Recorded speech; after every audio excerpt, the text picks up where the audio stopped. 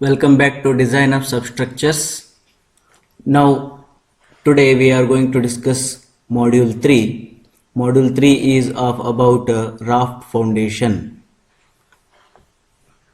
The syllabus as per VTU, the syllabus is this way that first we have to discuss introduction, types of raft foundation, bearing capacity of raft foundation, that is a general, and raft settlement we need to study, allowable bearing capacity of raft in both the cases. On cohesive soils means clay soils, on cohesionless soils means on sandy soils. Modulus of subgrade reaction we need to study, numerical problems we need to study, design of raft.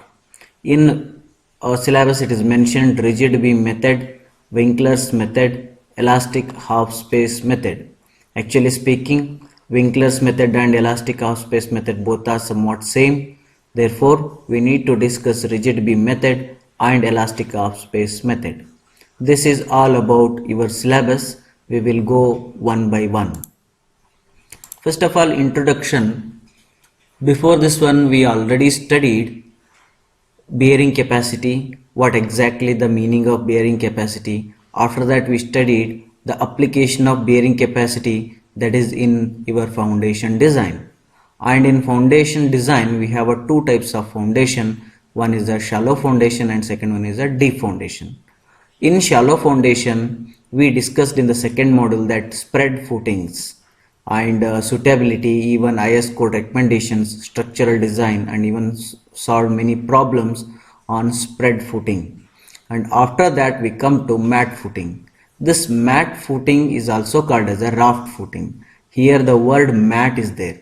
You might be very familiar with your mat in your at your home, one rectangular plain sheet that you use to sit over that or something. Okay, that is a mat. But here we are talking about concrete mat.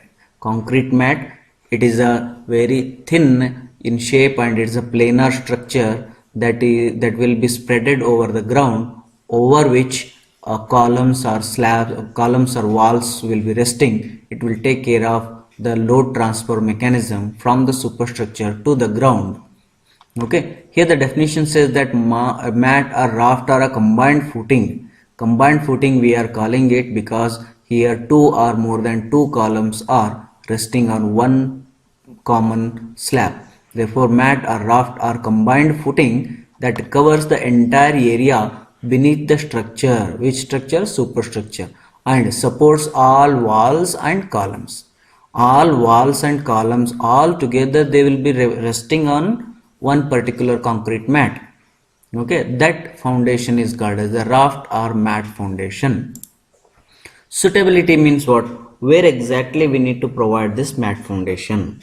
Is it required for all the buildings, or is it required for special buildings, or it depends on what the soil property? How we need to decide whether we need to go for raft or not? Okay, that is your suitability of raft foundation. The first point says that when allowable soil pressure is low, means the raft or mat decision will be based on soil's allowable pressure. Okay, if the allowable pressure is low, what happens? See, you know already the stress equal to force by area. Okay, then stress equal to force by area. If allowable pressure is low, what happens? Then area you need to provide more for a particular column, because that equation says that stress equal to force by area, that stress your allowable soil pressure is low, therefore area should be provided very high. See, there are three columns in a line, and each column carrying somewhat heavy load and soil bearing pressure is very low. Then what we need to do? We need to provide a large area for each column. By doing this, there might be a overlapping of pressure bulb below the footing, one case, or by doing this, even the rectangular area also may overlap each other and may not fulfill our criteria. Therefore, we have to go for an alternative solution, that we need to provide a combined footing or a common footing for all those three columns. If by doing that, definitely we may that to fulfill our criteria of that area to satisfy our soil bearing pressure. Okay, therefore whenever allowable soil pressure is very low, then we need to go for mat foundation. The use of spread footing cover more than the half the area and proves to be uneconomical. When this condition occurs, then also we go for mat foundation. What this says, say for example, we have about 1,000 square feet of area. 1,000 square feet area is there, and you are going to put about 20 columns or 10 columns, something like that, on that 1,000 square foot of area. Okay, it is structural design as suggested, and for each column, if your that area comes under that, if you work out that area under each spread footing column and sum up all of them, and if it works to be more than the half of the area of the entire building, then that becomes, and even that proves to be uneconomical, then you need to go for mat foundation. In this mat foundation, the entire area where the columns are closely spaced, there we will provide a common platform for all the columns. In the third one, it says that foundation on highly compressible soils.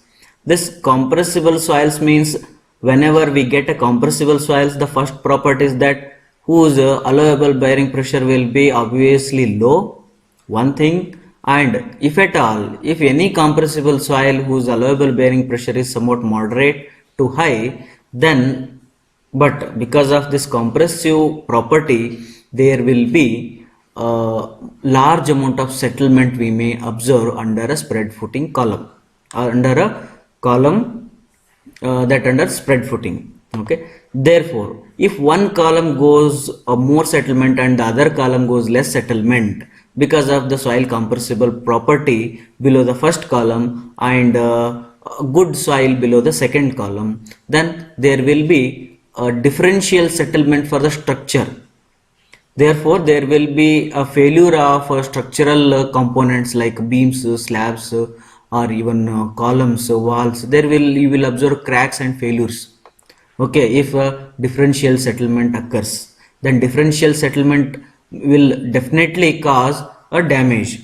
And then why differential settlement occurs? Because the soil may be compressible. Compressible means more voids, particle size will be very small. Okay, these all causes a foundation to fail. If such soils are encountered, then you need to go for mat or raft foundation.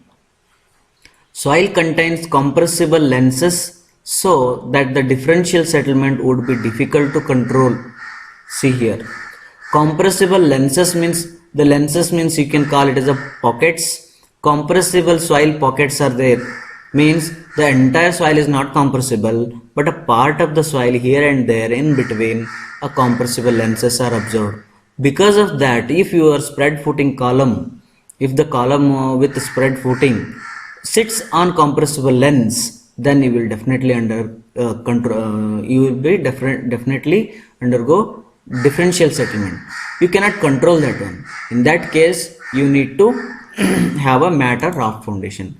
What happens if we provide raft or mat foundation on that compressible lenses soil?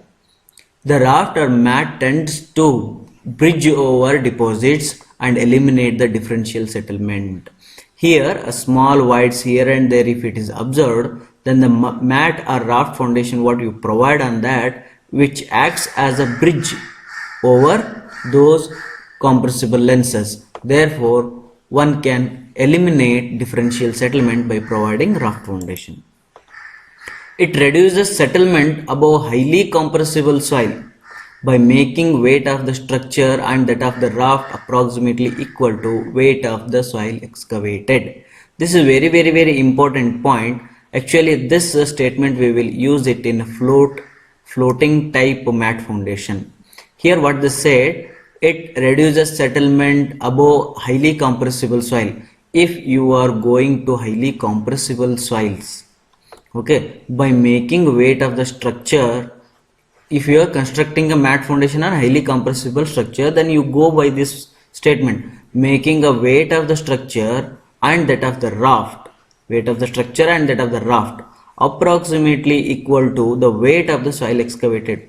However, if you want to provide a foundation, you excavate the soil, but here this says that you need to excavate that much amount of soil whose weight must be equal to the weight of the structure and the weight of the raft. If you do so, then you can avoid settlement on highly compressible soil. Okay, those are the points which tells us that where we need to go for raft foundation. Now we will study about types of raft foundation. See, this raft foundation comes under a category of combined footing, and we have a four types of combined footing, and raft foundation is a one among the four types of combined footing. And in raft foundation also we have some many types, but first we will study about types of combined footing. Here in this figure you can see the entire area where we have a columns here. These round dots indicates the column positions. Here we have a lot of columns arranged in rows and columns, and let us consider these two. The first position what it's shown here, two columns may carry somewhat heavy load. If I want to provide a footing, area of the footing over here, then it may go beyond the property line. To avoid that one, what we need to do, we need to extend its area inner side, and that area may overlap with the other column. To avoid this difficulty, we provided one platform for both the columns. This is in a rectangular shape, therefore we will call it as a rectangular combined footing. And the same case, but here this column may carry a very heavy load compared to this column, then we can provide a trapezoidal combined footing. The shape itself is a trapezoidal, therefore it is called as a trapezoidal combined footing. And here area provision is sufficient. Okay, area provision is sufficient. Due to some other criteria, that the structural load may be more, or to avoid the differential settlement, and these are considered, and now we have provided one beam here. This beam is called as a strap beam. This type of combined footing is called as a cantilever type of combined footing. Now in this figure it is very interesting that 6 columns are there, and all 6 columns are given with a common platform. Okay, this is called as a mat or raft foundation. This particular mat is called as a mat foundation. Now going one by one, the load to be carried by the column and the soil bearing capacity are such that the standard spread footing design will require extension of column foundation beyond the property line. This is very important. Think that here if you go by spread footing for this particular area, one spread footing here, spread footing, spread footing, spread footing, like that, these are very near to the property line. This area may, spread footing area may go beyond the property line.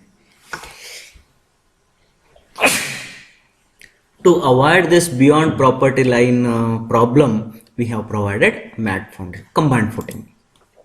In such case, 2 or more columns can be supported on single rectangular position.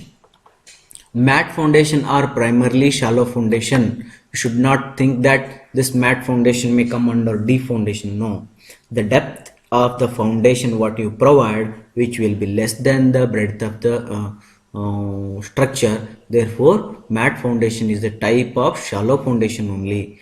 They are one of the 4 major types of combined footing. Okay, this mat foundation is one of the 4 major type of combined footing, as I already explained. Now the first type of mat foundation is combined rectangular footing. In this combined rectangular footing, this one first position indicates. In such cases, 2 or more column can be supported on a single rectangular. 2 or more column, but they should be in one line. Then only we will call it as a combined rectangular footing. If the net allowable soil pressure is known, then the size of the foundation that B into L can be determined in the following manner. If you know soil's allowable bearing capacity, this we have solved in previous module only. Some problems I considered for combined combined rectangular footing. The same thing I am explaining here. Then area, how you calculate the column load Q1, column load Q2, then divided by net allowable bearing pressure, then you will get a total area. This total area means that total area will be this B into L you are going to provide. Okay, means I can say this area equal to B into L, but I don't know how to fix this dimension.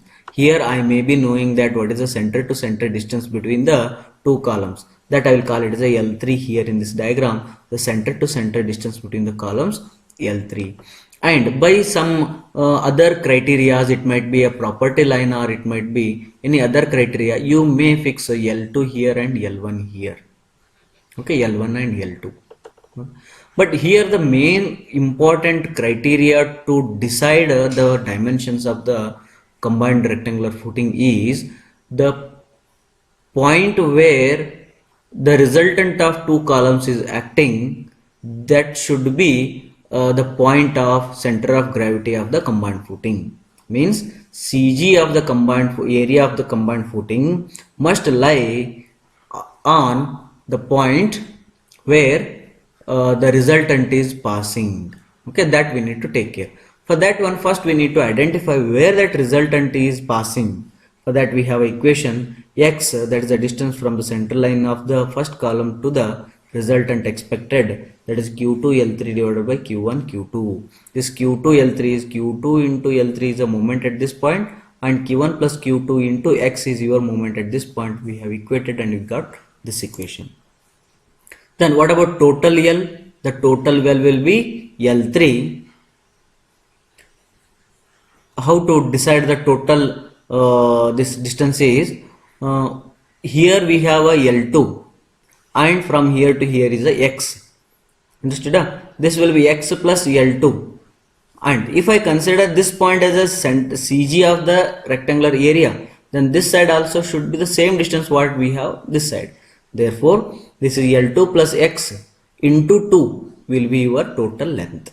When you get a total length, it is very easy to decide your L1 distance, because total length is known to you and L2 is known to you based on the property line, and x is known to you, L3 is known to you, that is the center to center distance. Whatever the left out distance is there from total L is your L1. Okay, now you got total L, then how to decide a B? Because you already know the area, then area equal to B into L, you got B equal to A by L. This is how we are going to proportionate the area of combined rectangular footing. Now coming to combined trapezoidal footing. In this trapezoidal footing, this type of combined footing is sometimes used as an isolated spread foundation of a column carrying a large load where space is tight. Where space is tight means you cannot go beyond the mentioned space. Okay, there might be a property line or some other overlapping of other columns and something. Okay, you cannot go. Then you can go by trapezoidal foundation. It will take care of that one. And another thing is that if a particular column, this column carries a more load compared to this one, then also you can go by trapezoidal footing. If the net allowable soil pressure is known, the size of the foundation can be determined in the following manner. If you know the net allowable bearing pressure, then the same equation, 2 column load divided by allowable bearing pressure, that you will get a area. Okay. Then after getting area, but this time we are going to fix the area in trapezoidal form, and we are considered. Here think that this breadth and this breadth of the trapezoidal, both we will keep parallel to each other. It is not a irregular trapezoidal, it is a somewhat a half regular, that is your this side and this side is parallel to each other, B1 and B2. Now if two sides are parallel to each other, then what is the equation for trapezoidal? That is your average of B1 and B2 into L is your total area. But in this equation we don't know B1, B2 and even L also. 3 parameters I don't know. Therefore, we need to assume one parameter here, either B1 or B2 or L. Sometimes what happens, if you know the distance property line here and some restriction or property line here, then you can fix the total length L, because the center to center distance between the columns you will be knowing, and the projection this side and projection this side either you assume or you fix it based on the location. Okay, then you will be knowing the L value, and that L value is known and B1 B2 is unknown. That case you may have, or you can have B1 will be fixed. You know some because of a local location criteria, you might be knowing a B1 value or B2 value. Like that, whatever you do, out of these three, make one thing unknown to you. Either assume or consider it based on the location. And after that, as we discussed in the previous section, previous slide, that we need to decide the position of resultant of both the columns. Okay, because the criteria is what? The position of a resultant of loads should lie on the position of CG of the entire area. Therefore, we have to consider that we have to calculate x equal to, by considering moment criteria we got this. And now coming to this one here, if you get this is a CG of the load, then from the longer breadth to the CG of the load, that distance you can measure here, x plus L2. This is a x plus L2. From this diagram you got it, but the same point CG we will consider in the area diagram also, and from here to here this distance by the formula of CG of trapezoidal section, we will get B1 plus 2B2 by B1 plus B2 into L by 3. This is a formula of CG of trapezoidal section from the longer breadth, and this x plus L2 is a criteria of CG of loads, and both are equated. And from this equation and this equation, two unknowns are there, two equations are there, we will solve them and we'll get all the dimensions of rectangular combined footing. Okay, now after getting all the dimensions, there is one check. That check says that your x plus L by 2 should be in between L by 3 and L by 2 of the L. Okay, that is 1/3 and half of L. Okay, if you are not satisfying this criteria after calculating, after proportioning, then make some arrangement, increase this or that, then whatever you want to do it, and you satisfy this criteria.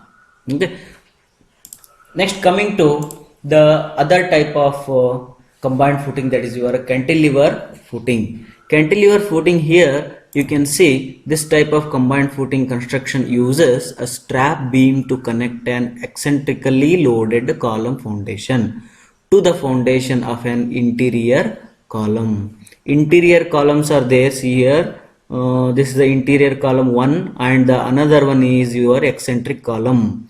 Eccentric column, see, column is attached to the property line, and actually we need to provide, to make it concentrated, we need to provide this much of area, but property line here means what? You cannot go beyond the property line. Therefore, you have spreaded your area of the foundation inside, okay, more inside, but this become very eccentric.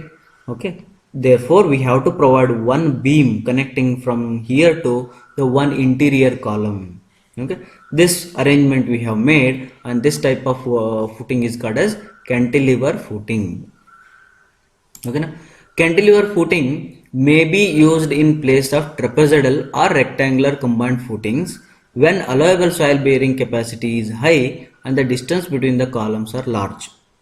Here the problem is this column, which is very eccentric, and you cannot even satisfy your earlier criteria, that is a B by 6 criteria in previous chapter. That criteria also if you are not able to satisfy, then you need to go for cantilever footing. It doesn't mean that here the soil allowable bearing pressure is very low. No, here soil allowable bearing pressure is high only, and even the distance between the two columns are very large only, but still you need to connect this column to another column to have a stability, to have a uniform settlement. Okay, Therefore, we have made a small area under the column only. Here the small area under the column only, but connected with the beam. This is called as cantilever footing.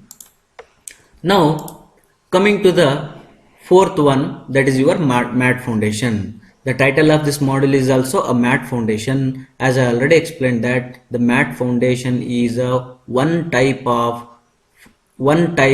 among four types of combined footing. Okay, here what the columns are arranged in rows and columns, and all are resting on one platform, that is your mat foundation or raft foundation. This type of foundation is a combined footing that may cover entire area under a structure supporting several columns and walls. Okay, here in this combined footing also, in this mat foundation also we have somewhat types. Those types are, the first one is a flat plate type. Flat plate type means, plate means it is a concrete plate only, made up of concrete only. Flat plate means the entire area will be covered with the concrete plate and which have a uniform thickness from one end to the other end. Okay, this type of plate is provided and all the columns are resting on the flat plate. This is the flat plate mat foundation. Next one is flat plate thickened under column type of mat foundation. That is your, if the column loads are somewhat heavy, okay, and the thickness which you provided in a flat plate type may not be sufficient, then you need to provide more thickness, and providing more thickness uniformly from one end to other end may become uneconomical or may not be required that much. Then you can thicken the thickness of the flat only under the column. Okay, here the column is there, that it is thickened. Here the column, it is thickened. Here the column, it is thickened. Here the column, it is thickened. Like that, 16 are there. 16 times you need to tell. Here the column, it is thickened. Here the column, it is thickened. Here the column, it is thickened. Like that, you need to tell 16 times. Then you will get a flat plate thickened under column type of mat foundation. Okay, now. Next, coming to combined beams and slab type. Combined beams and slab type means here the columns are also there. The columns are heavily loaded and the thickness what you provide in the flat plate type, that may not be sufficient. Then you need to thicken under the column, one thing. And the second thing is that the soil may be somewhat a differential compressible soil or compressible lenses are there in between. Then to make it very stable, you need to provide even beams also that connecting the columns. Here these columns are there, here one beam will be there, here beam, like that everywhere wherever the columns are there. To connect those columns we have provided beams, and in between we have even designed a slab also. Okay, this type of combined footing is called, or raft foundation is called as combined beams and slab type of mat foundation. Next, coming to slab with basement wall type. Slab with basement wall type. This we will call it as a floating type of mat foundation. Why it is called as floating type of mat foundation? Because this type we will provide it on compressible soils. Compressible soils means what? Somewhat a clayey soils. Clayey soils phi will be what? Very 0. Okay. Therefore, here the settlement we may absorb more. One thing. And it is explained in earlier slides that for compressible soils we have one criteria. That criteria says that the amount of soil you excavate, the weight of the soil excavated must be equal to the weight of the superstructure and the weight of the mat foundation. To satisfy this condition, you need to excavate a lot of soil and you need to go very deeper and deep inside. Okay, then as you go deeper and deep inside to satisfy that criteria, and after that how you fill, if you want to fill by concrete, then it becomes uneconomical and not good also, because weight becomes more. Therefore, what you do, you make some hollow portions inside and use it for some other purpose, whatever you want, and make some hollow portions inside and fill it. Okay, make some basement walls in between, and after that you build your structure. and such footing is called as slab with basement wall or floating type of mat foundation. Then after this, if even after providing these also, means these all above footings are not able to satisfy your criteria, then again you have one more option, that is mats may be supported by piles. The piles help, here you can see in the figure below the column we have provided piles. The piles help in reducing the settlement of the structure built over highly compressible soil, not compressible soil, highly compressible soil. Where the water table is high, mats are often placed over piles to control buoyancy. If the water table fluctuation is there or water table is very high, then it may push your building up. Why it pushes? Because you don't have any gaps between the that entire area. This is a mat means if you pour water pressure increases below, then it will pushes uplifts the building. Therefore, to avoid that one, what you do, you provide piles. As the piles go inside and inside deeper and deeper, then there will be friction develops. That friction is called as negative friction, and that negative friction will counteract your upward pressure, uplifting pressure of the uplifting pressure by the water. Okay, therefore even we can provide mats also. Okay, now this much till now we discussed about types of mat foundation. Very important, go through it and make a notes on this. Thank you very much.